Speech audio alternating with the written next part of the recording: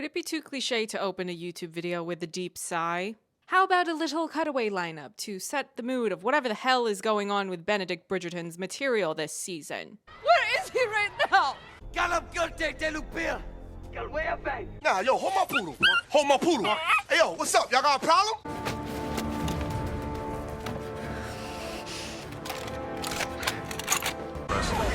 Sharon Tate was the last done. Hi, I'm LadyJenevia, and on my channel I like to talk about entertainment media. In this video, I'm going to be talking about Benedict Bridgerton in Bridgerton Season 3. Now, I'm probably going to speak in a particular tone of voice, irritation, frustration, maybe even anger. Turn thee, Benvolio.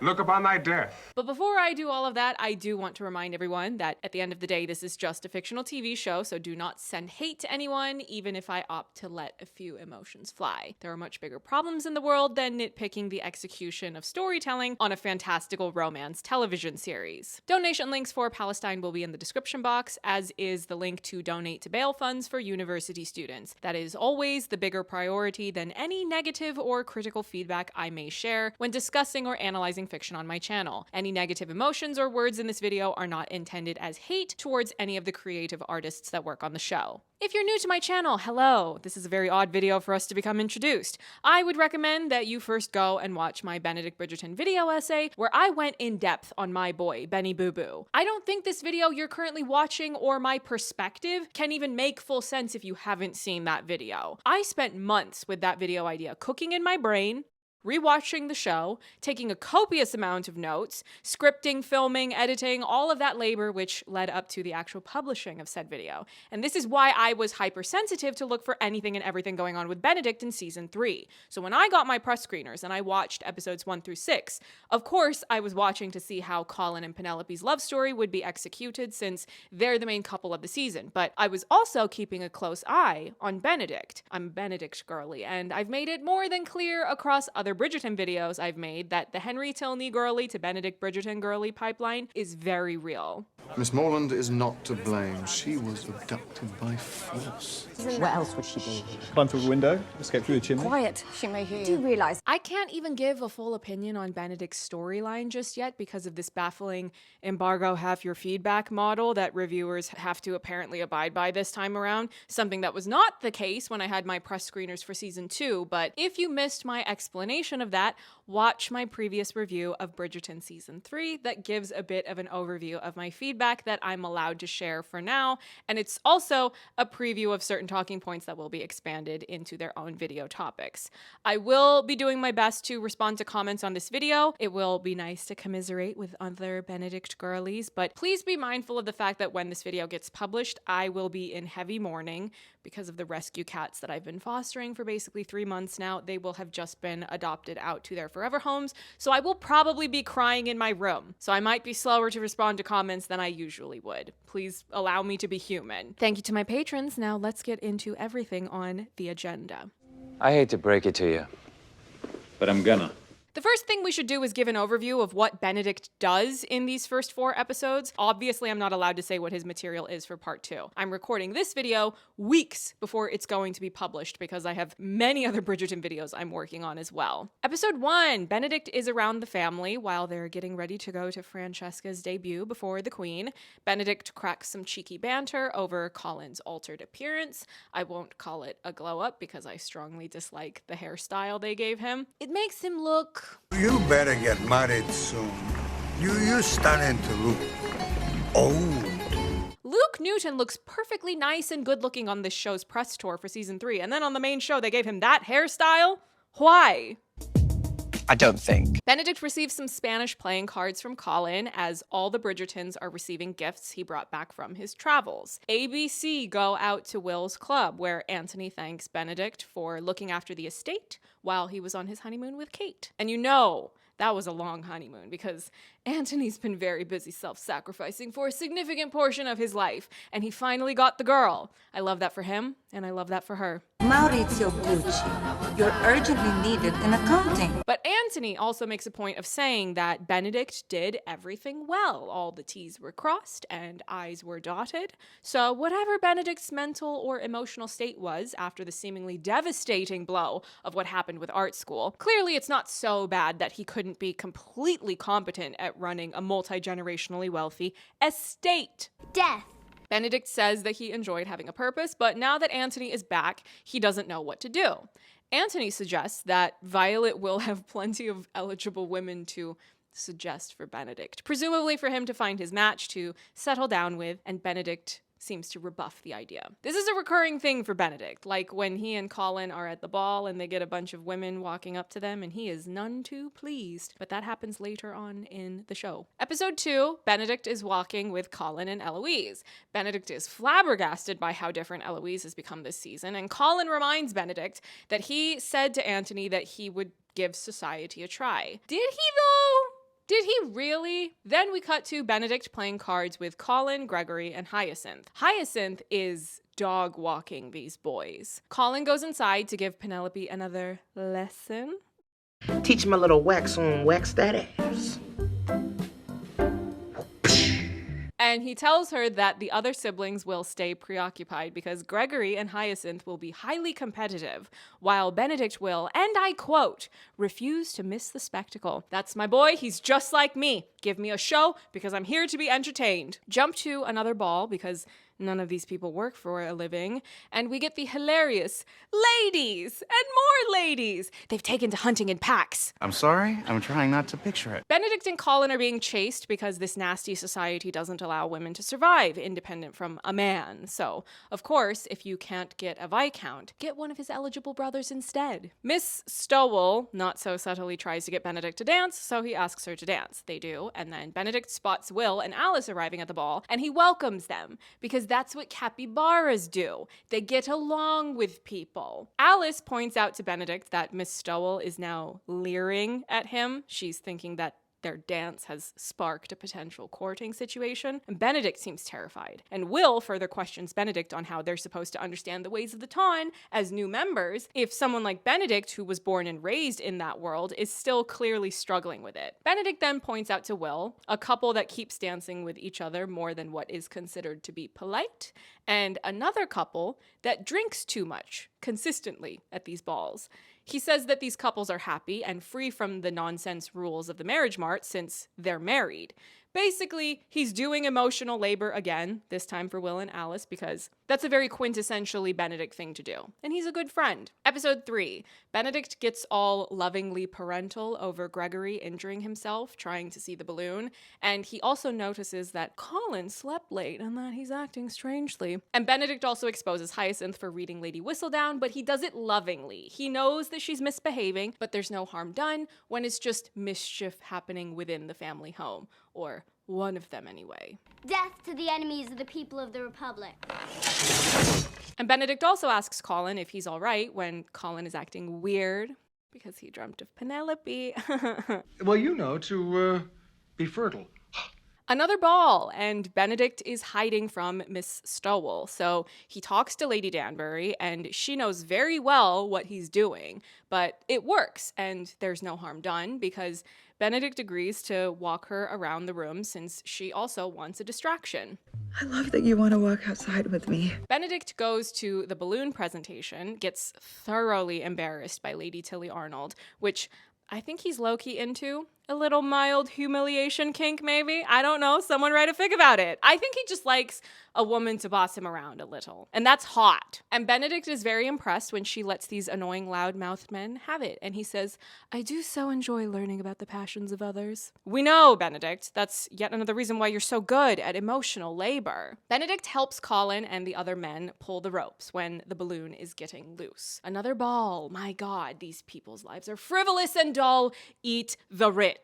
Benedict has a moment with Francesca. She asks if he's escorting her tonight, and he says, more like using you as a shield. Benedict meets Lady Tilly Arnold once again. He gets more of a real introduction to her, learns that she's a widow, and there is a spark between them. He says he's not afraid of her, and she responds by saying that would be a mistake. And he loves that. My capybara loves a strong-willed woman. They dance, and it's a cute little flirtation that they've started up. Episode 4, Benedict calls on Lady Tilly, brings her flowers, and the two become intimate? Intimate?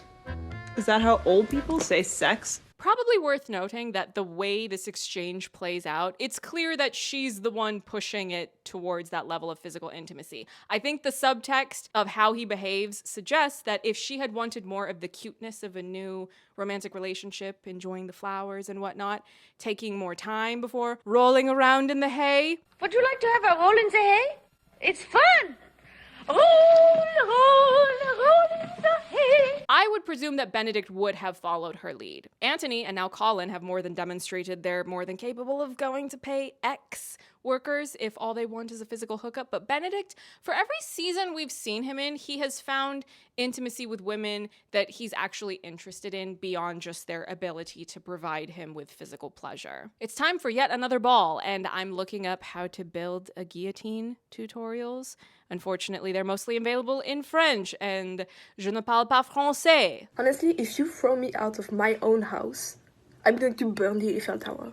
And I'm going to do it. Anyway, Benedict is talking with the old drunk couple. At least I'm pretty sure that's them. I don't know because there's way too many characters on this show. And they start to blend together after a while. And then Lady Tilly comes by and exchanges a bit of a wink-wink nudge verbal exchange with Benedict because now they're involved with each other. More than a fan, we're involved. And that is basically all you get for Benedict in season 3, part 1. Now, I've obviously seen more than just part 1, but like I said, I cannot talk about that part of the show yet. And a point I really want to make clear is that it does not matter whether you get 4 episodes full of Benedict material or more of the nothing burger he had in part 1 or anything in between those two extremes. What I watched in season 3, part 1 was completely unacceptable. I did a couple of polls on my community tab about things like which character subplot you were most looking forward to seeing, besides Colin and Penelope, obviously, and also which love stories you thought would be happening next in which order.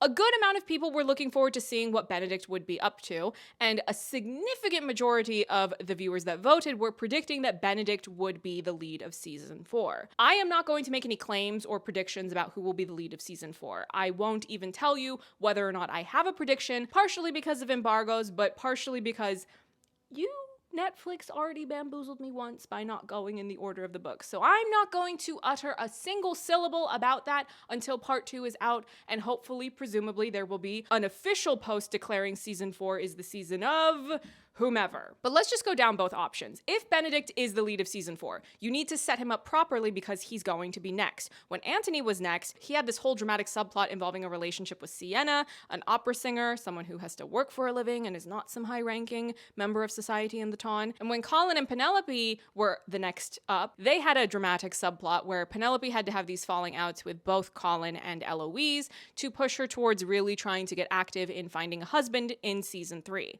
And Colin's subplot was less interesting in season 2 than hers was, but he was still around to cause angst for Penelope. I discovered someone myself. And him trying to play detective to uncover the scam of What's-His-Face and Portia. I don't think they executed that storyline well for Colin. I would have preferred if that had been more focused on Colin's perspective in uncovering the plot instead of putting those annoying villains on my screen more than your Asian leads of season 2. But nonetheless, there was clearly material in play for Colin to build up to his turn as leading man on the show. Colin was expressing that he didn't really know what he was doing. He didn't have a purpose or whatever it was that he said when he was giving Benedict the tea. I never remember Colin's lines as well. I just remember my capybara going, "Are you quite well, brother?" Because he's always doing emotional labor. Questions that seem to linger, no matter how far you go to escape them. Are you quite well, brother? So if Benedict is in fact the lead of season 4, what exactly is the thesis of this season for him leading up to that? We've just gone through half of it, and you still don't tell the audience? Really? Just meet me outside. I want to have a conversation. Or we can straighten it out right here. And And if Benedict is not the lead of season 4, well, you're really just asking to incur the wrath of all the angry Benioff girlies. And I'm not even including myself in with them because I haven't read Benedict's book yet, so I haven't been introduced to her yet. But even I, a person who tries to stay away from book spoilers until after I've watched a new season of the show, and then I go and read the book from which it was adapted, I can still feel the brewing tension of the Benioff girlies who have absolutely had it, and they want to see those two have their turn in the spotlight. And furthermore, even if Benedict wasn't going to be the lead of Bridgerton season 4, you have to presume that he's still coming up soon. So he should have an actual storyline. In season 2, Benedict got accepted into art school in episode 3. What was his arc for season 2? Art school. And you already knew that this was his storyline in the first half of the season. Those of you who have only seen season 3 part 1, do you know what his arc is? Where is he right now? Because I know when I was watching my press screeners for the first time, I was making my way through these first 4 episodes and growing increasingly more frustrated and flabbergasted at the lack of material for my capybara. I'm not saying that I'm taking it personally, but maybe I will say it just for the bit.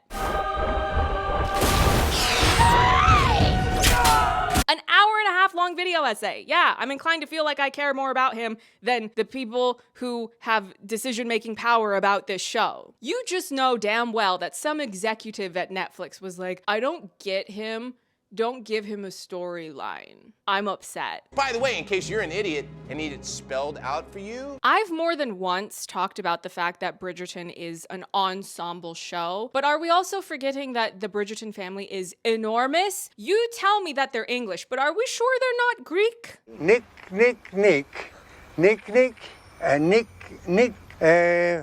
Nikki. So when we talk about there being a large ensemble, a lot of the subplots should be about the actual Bridgerton family. One Bridgerton will be the main Bridgerton of that season, and then the rest of the Bridgertons should make up a good majority of the other storylines. Maybe some of them get cycled out because the actors go on to pursue other opportunities and there's schedule conflicts, but you've still got a whole lot of other Bridgertons to set up for the next, decade? You can add other bits here and there as far as additional characters go that are outside the family, but for the most part, yeah, keep it in the family. Now, I don't just want this video to be ranting and complaining. I would like for the viewers to get something out of watching this. So what I have decided to do is have this next section be an educational one. I am bringing on a special guest, a professional screenwriter who, among other things, was one of the co-writers for the Inej episode of the Six of Crows show that Netflix greenlit, but then they didn't greenlight it. Basically, it was enough of a greenlight that the entire season got written, but not enough of a greenlight that would result in there being an actual show going into production and released for an audience to watch. No big deal, just a special guest to give a bit more professional insight into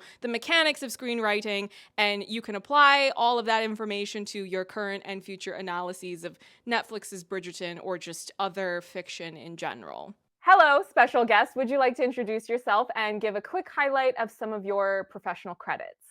All right, well, my name is Josh Levy. I currently write on Emily in Paris. Previously, I've written on Titans on HBO Max. I've written on the Netflix show Six of Crows, which is a Shadow and Bone, a spin-off that unfortunately did not get the green light. I've written on iZombie as well. I've written the movie with my co-writer. All of these are with my co-writer, Prathi Srinivasan. The movie Plan B, which is available on Hulu because I like plugging things. Wow. And I was waiting for you to name drop Plan B so I could go, and here's the festive customized background for this session. So you are incredible, as per usual.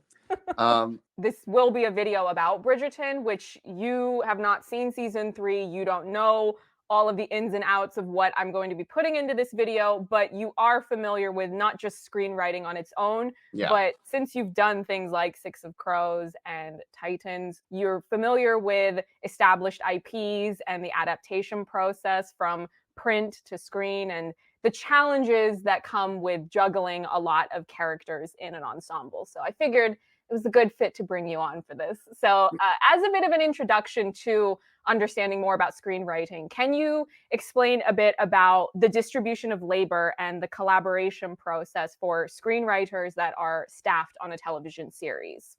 Yeah, it's super interesting because I feel like it's kind of been, behind closed doors, especially writers' rooms. They're sanctified. People don't necessarily know how TV is written versus, film. So basically, in television, you sit in the conference room for about 8 hours a day, sometimes for 13 weeks, sometimes for 20, sometimes for way longer than that. There are usually 8 to 10 writers inside this conference room. Your showrunner, that's of course the person who has the most power. It's their vision. You are writing for their vision.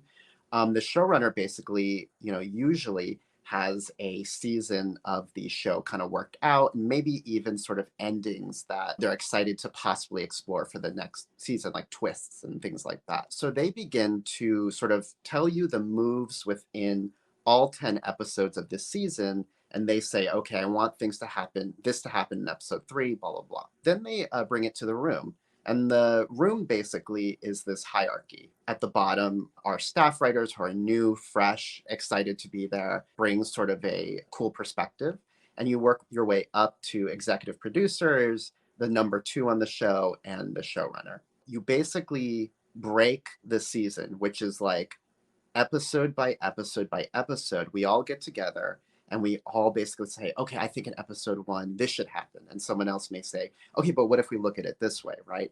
So you go over the entire season knowing each episode, for the most part, what's going to happen. What ends up happening is after you've, let's say, broken an episode, broken meaning parsed it out, a person in the room is assigned the episode. The person who is assigned the episode writes an outline, usually with the showrunner and the other writers kind of helping out, understanding these are the major moves in the episode that not only reflect sort of the show as a whole, but fit with tone to have exciting storylines and character moments. And then after each person wrote their episode, of course, you receive notes from the studio, the network, and everything like that. And that's how you get a season of TV. One of the recurring talking points of the video you're going to be appearing in is me feeling like you only have 8 episodes in a particular season of a particular show called Bridgerton. So that's going to limit how much you can or should even try to do, because it's only 8 episodes. So can you explain a bit more about how episodic runtime as well as a season's episode count will impact the adaptation process from book to screen? Yeah, so that's definitely like a huge process that we go through, especially with an ensemble cast of writers. Usually the network, pretty much every time, they say you're going to get 6 episodes for this, or 8 episodes, or 10, right? The network decides how many episodes you get.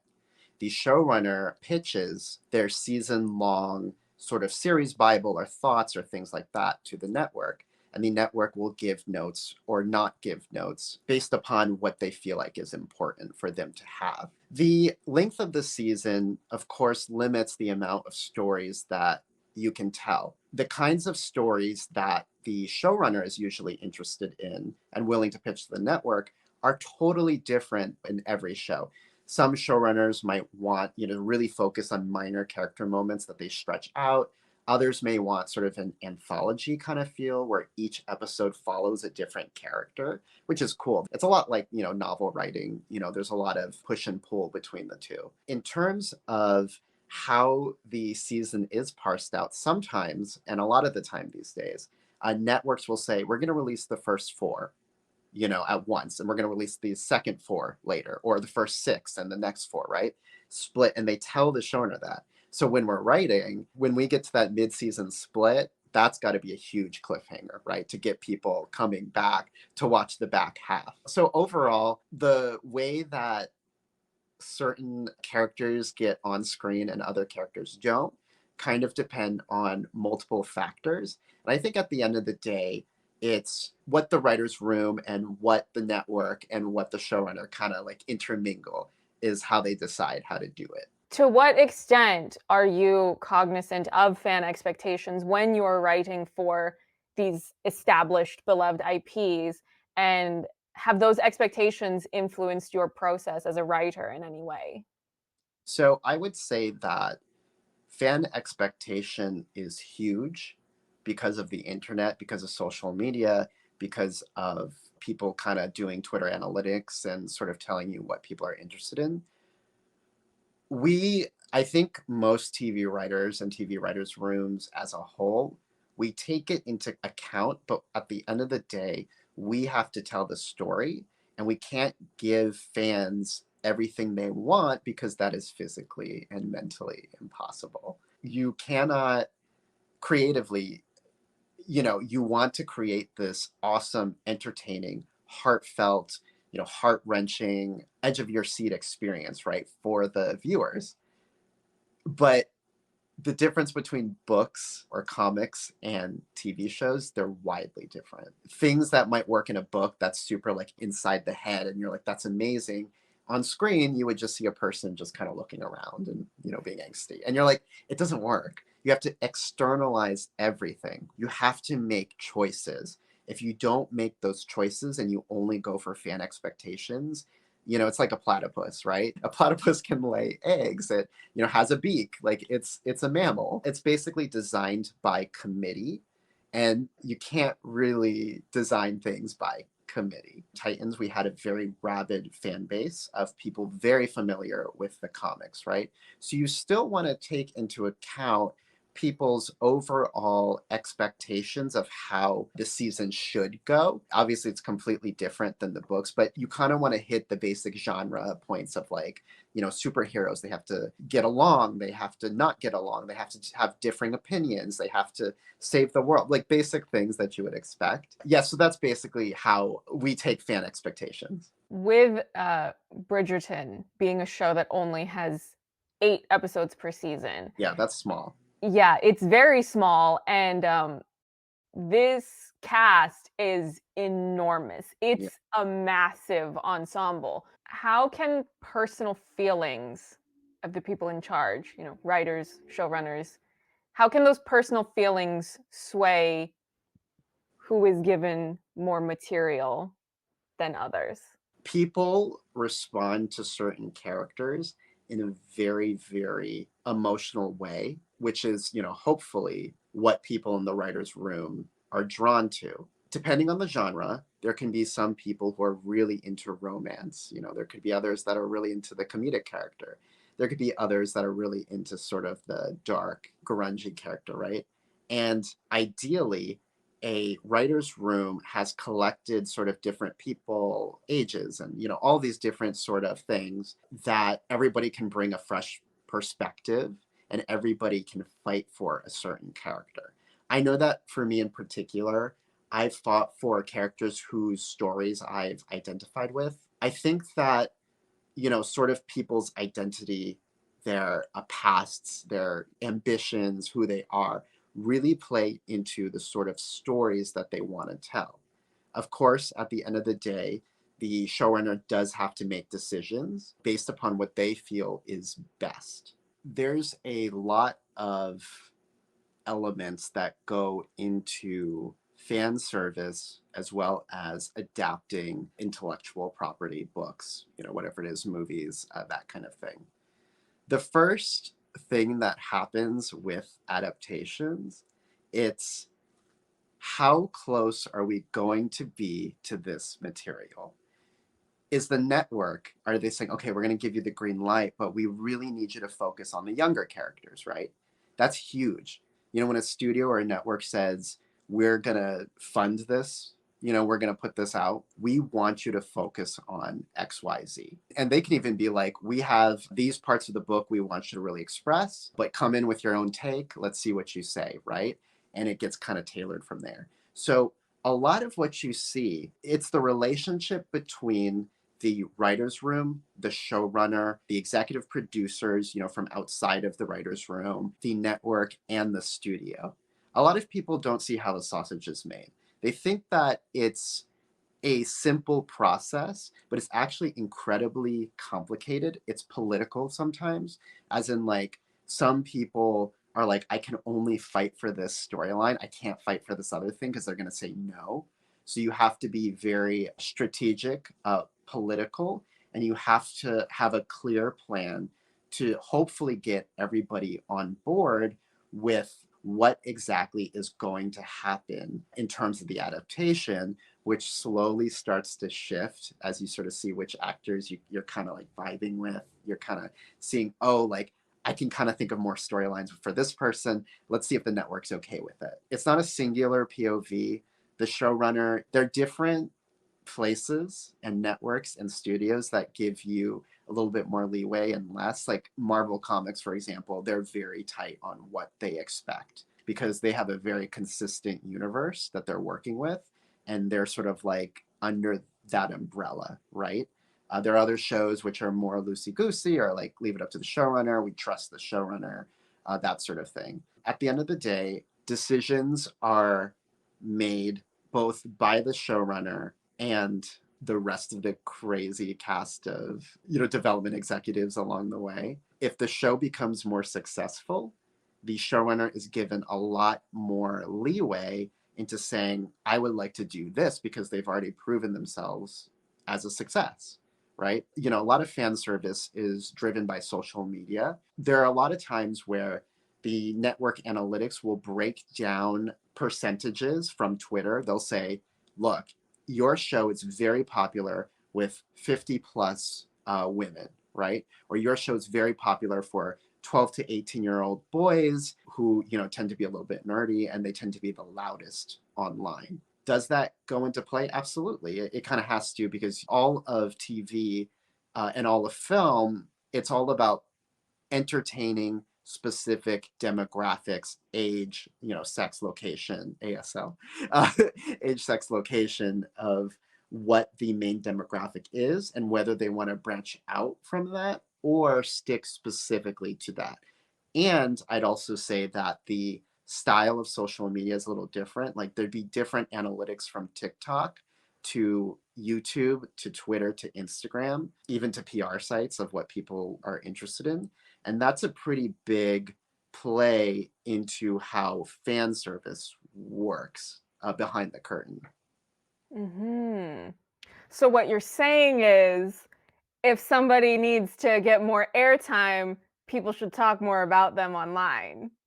I'm absolutely saying that. Like, when we write TV, we want to do our best. We do our best. Like, there's a lot. It's kind of a tough job sometimes, Other times you get free seaweed snacks, but overall it's pretty tough. We really try so hard to make content that people love.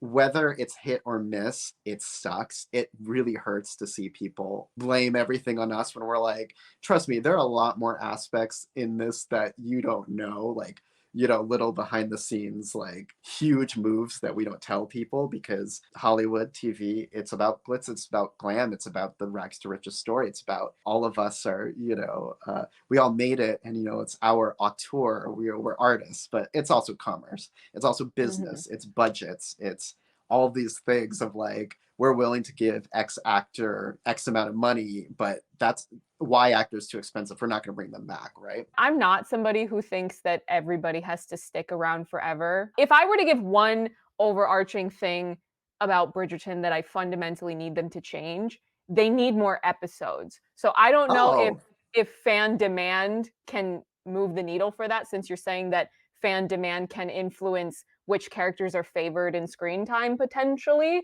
But if there's any way for fan demand to up the episode count, that would be the biggest change that I would like to see about the show, because it's 8 episodes. That's nothing. You're so right. You're so on the money with that, because at the end of the day, you only have so much you can do with your episode count. And usually you feel like, okay, I really want to focus on this season, XYZ. But, as production happens, as, days go by, as budgets start getting depleted, as locations start getting cut, as plot lines start getting cut, whether it's the showrunner or executive producers or the network asking them to go back into the edit. 8 episodes, it's so difficult. Like, TV comes from network TV, whereas 26 episodes a season. Now, I could not do that personally. I would probably have a mental breakdown working on a show that has 26 episodes. I mean, if anyone wants to hire me for it, I'm available. But other than that, I have friends who are on that sort of TV. That's where TV comes from, right? And now you've got 8 episodes a season where you're supposed to service every single character, and you get nervous if you're like, this one character doesn't have a line here, oh my gosh, we have to throw them into this scene, things like that. Another thing that actually influences things, and I don't think anybody really knows about this unless you've been in TV or, you know, production, the amount of characters in a scene, anytime you add like one actor to the scene, it adds like 15 minutes to like shooting time. If you get, and it's almost logarithmic where it keeps going to like, you know, it keeps like going up and up and up. Imagine this. You want all 8 characters, you know, in a scene. Maybe they're sitting around a dinner table or dancing or things like that. You have to cover, by covering, I mean have the camera on them, close up, medium shot, wide shot of each and every character so the edit can put them in. You have to corral all these actors, these costumes, this is the makeup, you know, especially Bridgerton. Again, haven't seen this, the series like this season, but that makeup and costume, that takes so much time. So a lot of people are quite disappointed by saying, well, I want to see, you know, 6 to 8 characters in this scene and I want to see everybody else. And I'm like, that's impossible. We as producers of TV, we don't have the time for that. We're not Game of Thrones, you know, we don't have a $100 million budget per episode or whatever the heck they do. We have to go by what's real. And unfortunately, as much as we want to have all of these fun characters together working off each other, glances, stolen glances to one another, you know, little moments, it basically becomes kind of impossible as you record. So interestingly enough, production, the realism of actually putting from something from script to screen actually influences the overall tone and all of these different things, because we got to actually shoot this. We can't wait 8 hours for one scene. I would say overall, nobody's at fault. Everybody's, again, doing the best they can with their budgets, their run times, their production. You know, when you start getting to over 12-hour days where you have to start paying overtime and every day is grueling, that's what production is. That is what we do. And that is why 150 people might be on the crew, right? And you'd think it'd be like this. It's not. It's location managers. It's all of these other elements you have to corral to make television. I wish that people understood sort of more of the production and realistic aspects of what writing is, because what I was never taught and shocked me is that writers are producers. We start at the bottom as staff writers, then we start making up our ranks. And once you get to a certain point, you're a producer on the show, whether it's you're just an experienced writer coming on or you've worked your way up on that specific show. Here's a good example. I had to put in a storyline for a certain show that we had a $250,000 CGI budget. This particular storyline had $1 million CGI thing. We had to cut it down to $250 on set days. While you're producing the episode, you have to go, well, we can't do this shot, we can't do this. And frankly, $1 million in CGI is a lot less than you would think of things you can show. A lot of these things that you don't realize are getting cut, they're getting cut based upon factors that I wish they taught us more about over on the world. I also wish more people asked those questions, which I think it's great that you're asking more about production and what's up with like the run times and the series. So yeah, I have a lot of opinions on this, clearly. In a post-joint SAG-WGA strike world, can you please explain to people, because I've noticed that as appreciative as I am of my viewers, there seem to be quite a few people who do not understand how fundamentally bad the drop the season all at once model is for the success of a show, just a lot of factors. I've seen so many interviews of people in SAG and WGA explaining this. Network TV, you've got a weekly release. You know, you've got episodes being released continuously, and that brings in more viewers as people begin to talk about it. People begin to say, oh, like, do you really like the first episode, the pilot of this show? Well, you got to come back for the second. And here's another cliffhanger. And it's cliffhanger after cliffhanger after cliffhanger on network TV that keeps people talking about it. And we as writers, when we get like a full season released, it's kind of disheartening, because you're sort of like, I want people really in tune with what my episode was and the vision I was doing, but instead they're talking about the 4 other episodes, or the one other episode that, you know, has its moment in the sun, which is great, but it's kind of like these sort of episodes start to blend together. I bet you start to notice when you're watching them back to back. It's what really makes what TV was made for. The suspense makes you come back of what's going to happen every week, and it gets people talking about it. It's why, to me, the release model of something like Game of Thrones, we were talking about that a lot. Every time I went to the writer's room, it was a new, did you hear about this episode of Game of Thrones? Oh, that was crazy. Every week it was, guess who died? Every week. Guess who died? Yes, great way to put TV, like guess who died. I really hope TV goes back to that. I just feel like it gathers eyeballs. Algorithms are changing the shape of TV and releases, and they look at all the data and they try to compile what will keep people watching. And I think it kind of gets rid of the human element of algorithms don't necessarily know where TV is going and what people will watch, because look at Squid Games.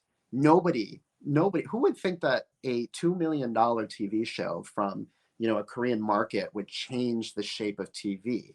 It changed it fully. It allowed a lot more international places to come in, series to come in. It was quite a low budget for TV. So now they're like, well, I guess we can slash budgets. And I had to open a case today with the WGA because I haven't gotten residuals on a project that has been out for a very long time. And I looked and I saw that they have not been sending a single one. And that was today. Genuinely, like, I know that that can feel a little like, well, what does it mean for TV writers not to get residuals? Well, it means all this effort that you put into something, paying rent. More than that, you're like, you are displaying my episode or my movie or whatever it is actively. You are making money off of it. I negotiated a certain amount of money, and now I'm finding out that it's not happening because you're refusing to pay it for whatever reason you forgot. Something that really affects things that people don't realize, it's that a lot of these streamers don't release their viewership analytics. They keep it behind a closed curtain so that a lot of writers, director, whomever, you know, executive producers who worked on the show, they're not allowed to know that a certain show's doing really well for them, and they can't negotiate with that in mind. There's definitely a lot of progress within the WJ in terms of our fights to getting that data to people so we can negotiate how much money that is deserved by viewership and the numbers that things are being brought in. A lot of people, they're these big hits and they never release the data. They weren't allowed to negotiate with that. Another thing that is very frustrating, it's that before the strike, I was on a, you know, streaming show, and, you know, I'd call, you know, my lawyer and be like, okay, how much, what's the back end meaning, you know, residuals, things like that. What's the back end here? They're like, okay, well, we don't really know how streaming works. I'm like, okay, I'll call my agents. They don't know. Call my management. They don't know. Call the WJ. And they literally said, we do not know how this works, the streaming residuals and back end and all of these different things, because it is so complicated and they're doing Hollywood math and they're not releasing any data. They're not telling us money. They're not telling us anything. We actually don't know. So that was one of the biggest things that the WJ did fight for, which was being knowledgeable and specific of how the residuals and how the money works and how many viewers and, you know, all of these different aspects that we deserve as writers creating content, making money for a lot of different people. We deserve simply how to know the math, how the math works. It wasn't in contracts, or if it was in contracts, it'd be so vague for a lot of the streamers. Mm-hmm. Us as writers, we don't necessarily like the all at once release. It doesn't give people the amount of time to take things in.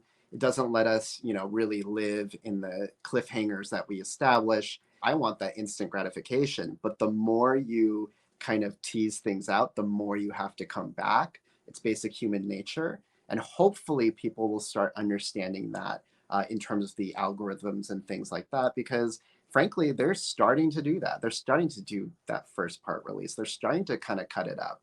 And I think ultimately when they do that, it'll create so much buzz around things. And I really hope that that's what continues to occur. and it'll allow episodes to really settle in your body and be like, I gotta go back. Yeah. So that's the gist of, hopefully that answered your question better.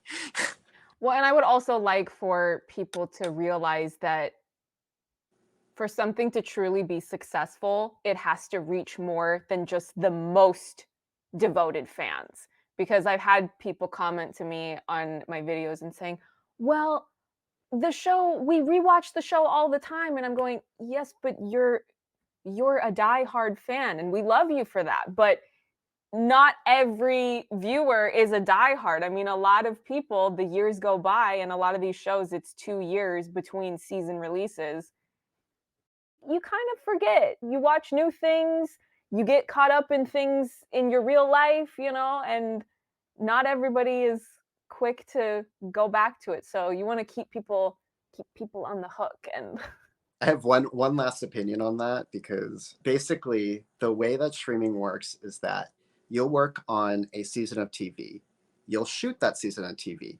After you're done shooting, because of a block release, you release it all at once. So you as the writer, you've been waiting to see if you get renewed for possibly a year, right? And some of these contracts tie you up in it. They're just waiting on their data and analytics and viewership, when if you did a weekly release, you would have week-to-week viewership numbers that you'd be able to renew a series as it's, you know, being shot, as it's being distributed. You can renew that series and people get really excited about that. Having to wait like 2 years between seasons of something that, you know, it's what, like, the people are like, oh, well, you know, not many people watched this, so I guess, you know, it wasn't that good or it should be canceled. It's like, no, not many people watched it because they forgot it existed. I really do respond to that. I also do feel like hopefully people start demanding to get those weekly releases, as you're talking about. And, you know, in terms of diehard fans, we love to trust us. We love diehard fans here. Like we want to be complimented. Like, to be a TV writer or a film writer, you are extremely insecure. It is literally like you have a parent and you're like, mommy, I made this piece of art. Do you like it? That's what it feels like every time we write a single word. Did my macaroni art please the masses? Please, you know, and sometimes it doesn't, sometimes it does, sometimes out of your hands. But to the diehard fans, I think it's great. Please keep supporting. I'd say if you're a diehard fan and you want something to keep going, you need to really like put yourself out on social media. And nicely, please be nice. Like, Jesus, like, it's mean out there. If you're a regular viewer, I say, like, also make your voice heard. If you really are interested in continuing storylines and doing things that you're excited about, start making your voice heard. You know, trust me, a lot of these, like, I've literally been in places where it'll give sample tweets of what people said. And it's very important for us, for people to watch content and for people to actually talk about it. So, you know, that's my soapbox. Well, thank you so much, Josh, for coming on. Where can people find you if they would like to learn more about the ins and outs of screenwriting? I have a new YouTube channel called @WorkingTitleWriting. I do actually delve a lot into the business side of the sides that you don't see, like how do you write fight choreography in an action thing, or what's a log line, or, you know, how does a writer's room work, which are certain things we've touched on this. And, you know, at the end of the day, I just want to educate people on how the industry works so that hopefully we can all pull each other up and get things that, you know, really entertain us and excite us. I think I'm going to have a condensed version of this in the video itself. But if you would like to watch the full version, you can subscribe to my Patreon. We do weekly watch parties, usually weekly. But thank you so much again, Josh. And everybody go check out his channel if you'd like to learn more. All right. Thank you so much. Now, Bridgerton Season 2 had a major problem that's been discussed ad nauseum on my channel, on Twitter, on more or less any and every social media platform where there's room for fans of the show to engage in discourse. And that was, of course, the infamous Mines subplot. I've had it, and you know what I've had? It.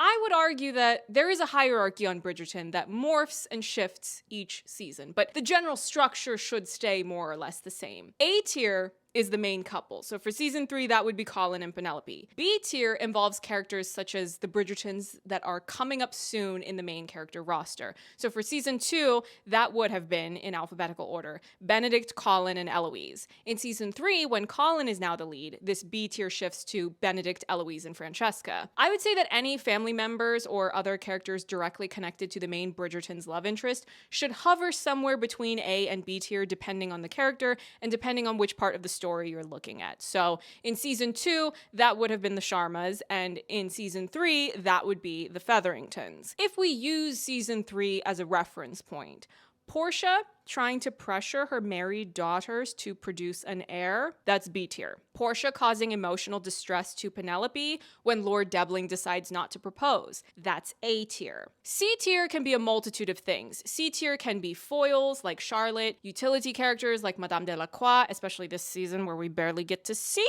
her. The Mondriches, specifically when they were in season 1 and mostly just there to be friends of Simon. Though Will at the end of the season 1, I would say he jumped up to B tier with the bet he made on the fight, because these characters can fluctuate up into higher tiers when they do things that have a more significant relation to or impact on characters that are higher up. So Madame Delacroix, when she's just popping up to help someone with a dress, that's C tier. Madame Delacroix, when she got more involved in Operation Lady Whistledown in season 2, that's giving a bit more B tier energy, at least in those scenes and conversations. Now these tiers are important because they help keep things organized and allegedly, in my opinion, fair if you do them well. But moreover, it's just a better way to operate because of how overcrowded the ensemble of Netflix's Bridgerton is and how absurdly short of a season 8 episodes is. Don't bestow a bunch of extra screen time to C-tier characters. That's not their lane, and you're only going to end up kicking a hornet's nest when you inevitably take that screen time away from A or B-tier characters, like what happened in season 2 with the garbage mine subplot. If you had kept the subplot focused on Colin and Penelope, the complaints would not have been as severe, because in season 2, those characters were B tier, but instead you gave all that extra screen time to Portia and what's-his-face, and they were absolutely C tier. And guess who's a bona fide C tier character? Cressida Cowper! I know how difficult it must be for you to overcome all those years of upper middle class suburban oppression. Must be tough. In the lead up to season 3, before I got my press screeners and I was just speculating on promotional material, and they did the official reveal that Eloise and Cressida had become friends, I said something to the effect of, don't make Cressida another Mines storyline, as in something that has too much screen time, and book readers were pushing boundaries to try to spoil things early in my comments with their insistence that it will not be like the Mines subplot because Cressida was important for the book plot. Well, guess what? I've read book 4 now, and I will double down on my dread because I was 100% right to be wary. I will not say what happens in part 2, but I will talk about what's in book 4, so if you have not read the book and don't want to hear it, goodbye, thank you for coming, I will see you in the next video, maybe. I've got a lot of Bridgerton videos in the works at the time of me recording this video. And I can talk about the book because it's not the same as the show. If you've read the book, you've already seen that this is the case. The whole Lord Debling character and storyline, that's a show thing, that's not a book thing. The carriage scene in episode 4, in the book, that happens after Colin follows Penelope like he's Joe Goldberg into the city where she's going to leave one of her Lady Whistledown newsletters for it to get published, and Colin discovers this, he learns her secret, he gets super aggro with her, it's kind of off-putting to be honest. But in the show, the carriage scene happened and Colin has no idea Penelope is Lady Whistledown. So in the book, Colin and Penelope get married. They're enjoying being happy and married. And then Cressida comes to visit and she goes, hey Penelope, I figured out your Lady Whistledown because you used the same language as she did with the phrase, break my heart. That was such a corny way to have her figure out the secret, but whatever. It's not even that obscure a phrase, is it? Break my heart. Anyway, Cressida wants money because she's already been married and widowed and doesn't have a lot of money at the moment.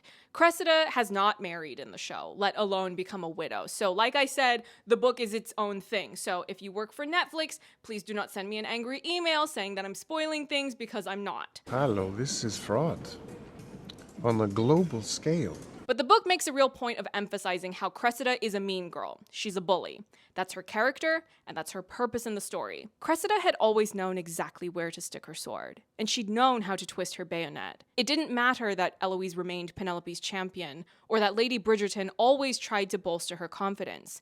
Penelope had cried herself to sleep more times than she could remember, always due to some well-placed barb from Cressida Cowper. Yeah, we get the point. Cressida is nasty. So tell me why I click on my season 3 press screeners and we've got these incessant scenes all about Cressida freaking Cowper. The Friends with Eloise storyline is stupid. If you wanted to emphasize how traumatizing the aftermath is of the Lady Whistledown Theo expose plus the Penelope fight, let Eloise be largely alone for the season. Have all of her scenes be predominantly with her 11,000 siblings. We saw all those wonderful Benedict Eloise scenes in season 1, but now that Eloise feels even more like an outsider than ever before, you have Eloise opening up to Cressida Cowper. Francesca is also shown to be feeling like an outsider to the marriage mart. You don't think that warrants a conversation or two between Eloise and Francesca? And all of this nonsense about, oh, well, Cressida's parents aren't as nice to her. Okay, and? This is Penelope's season. We've already got things covered there with the angle of my parents don't love me in a healthy way or take care of my emotional needs. If Bridgerton was a show with 13 episodes per season, or let's go really old school, 22 episodes per season, and you were really trying to find as many ideas as possible to fill the runtime in a meaningful way, I would have had zero issues with you exploring the home life of Cressida.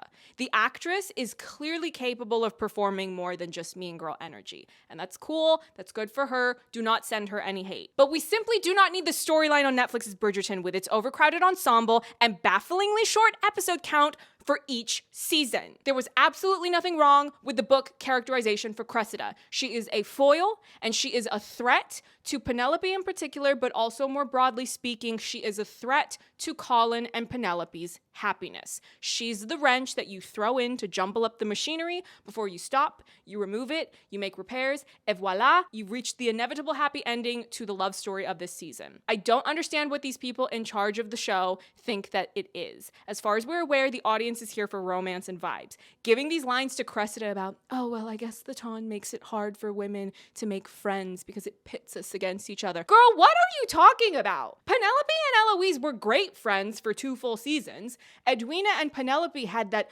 lovely moment in season 2, this genuinely kind exchange. That's still one of my favorite Edwina moments. Beautiful dress.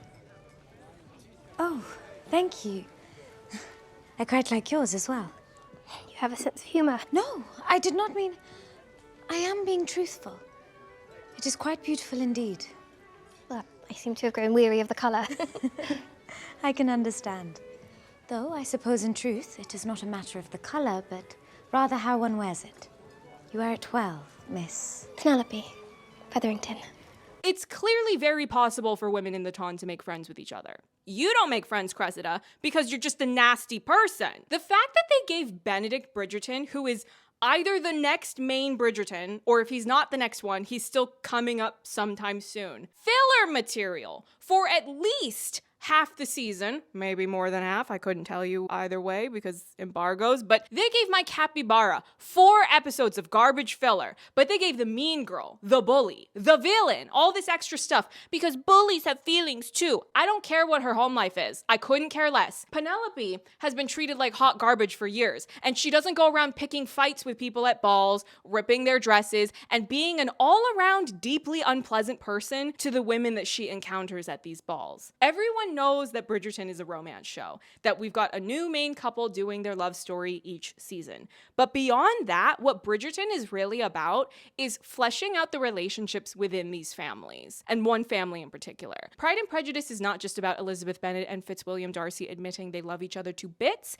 it's also about the relationship dynamics within the Bennet family and also some of the other families that we see. Let's go back to the 1995 miniseries because that's a superior version and it's also 50,000 times funnier than Joe Wright's version. Think about how much comedy we got from the Bennet family. I will never see you again. If you do, you have cold on him. Why should I wink at my own child? But there's also a lot of dramatic stakes that come from that family. If Lydia has run off with Mr. Wickham, that poses a threat to the viable romantic options for the rest of the girls in the family. If Lizzie's parents or sisters act up, which they do because they're Bennets and they're ridiculous and that's why we love them, then Mr. Darcy will be put off by that behavior and sabotage the blossoming love between Mr. Bingley and Jane. If Jane is sad, Lizzie is also sad. If Jane is sick, Lizzie is worried. That interconnectedness within the family is felt consistently. And they were not a small family, mind you. You had 2 parents, both still alive, sorry, Edmund Bridgerton, and 5 children. That's 7 characters in total. The Bridgertons have 8 children, but Daphne is no longer on the show,